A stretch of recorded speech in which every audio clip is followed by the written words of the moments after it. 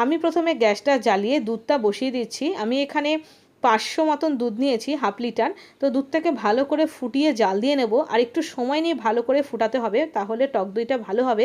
আজ আমি তোমাদেরকে ঘরে পাতা টক দই শেয়ার করছি। গরম তো পড়েই গেছে, তো এই গরমে ঘরে পাতা টক দই খেলে শরীরটা খুব ভালো থাকে, শরীরটা ঠান্ডা থাকে।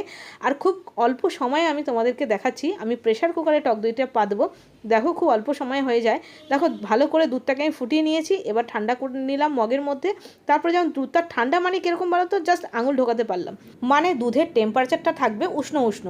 এই উষ্ণ উষ্ণ টেম্পারেচারে আমি 1 চামচ মানে সাঁচা মানে 1 চামচ টক দই ভালো করে মিশিয়ে দিলাম। বেশ ভালো করে মেশাতে হবে। তারপরে যেই পাত্রের মধ্যে দইটা বসাবো সেই পাত্রে এই মেশানো দুধটা দিয়ে দিয়েছি। আর তারপরে দেখো আমি প্রেশার কুকারে বসিয়ে দিলাম।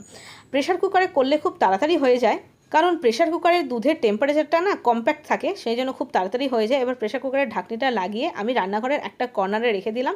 এখন নাড়াচাড়া করা যাবে না, মিনিমাম 4 ঘন্টার জন্য।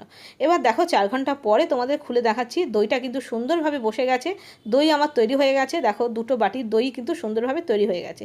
এবার একটু ফ্রিজে রেখে দেবো, আর তারপরে কিন্তু সার্ভ করব। এইরকম টক দই গরমকালে খেতে ভীষণই ভালো লাগে, ঘরে পাতা টক দই। তো তোমরাও কিন্তু এরকম খুব অল্প টাইমের মধ্যেই প্রেশার কুকারে ঘরে পাতা টক দই বানিয়ে ফেলো। তো চলো আজকে এই পর্যন্তই, বাই বাই।